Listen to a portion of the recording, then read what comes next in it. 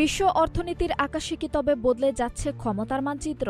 যে ডলার একসময় ছিল অপ্রতিদ্বন্দ্বী সম্রাট, আজকে তার ভিত্তি কেঁপে উঠছে। ফরাসি প্রেসিডেন্ট ইমানুয়েল ম্যাক্রো এমন এক পদক্ষেপ নিয়েছেন যা নিয়ে শুরু হয়েছে তুমুল আলোচনা। দীর্ঘ প্রায় ৮০ বছর পর federal reserve bank of new ইয়র্কে রাখা ফ্রান্সের বিপুল পরিমাণ সোনা দেশে ফিরিয়ে এনেছে ব্যাংক ডি ফ্রান্স। দ্বিতীয় বিশ্বযুদ্ধের সময় নিরাপত্তার জন্য যুক্তরাষ্ট্রে রাখা হয়েছিল এসব স্বর্ণভাণ্ডার।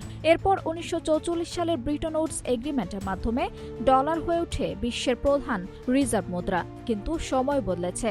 রাশিয়া ইউক্রেন যুদ্ধ, অর্থনৈতিক নিষেধাজ্ঞা আর বৈশ্বিক রাজনীতির টানাপোড়েনে এখন অনেক দেশই প্রশ্ন তুলছে তাদের সম্পদ কতটা নিরাপদ।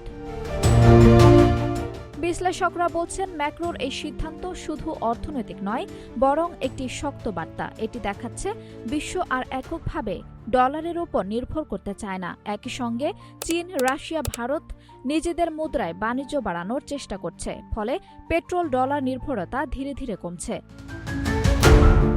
তবে প্রশ্ন রয়ে যায়, এটি কি ডলারের পতনের শুরু নাকি কেবল সতর্কবার্তা?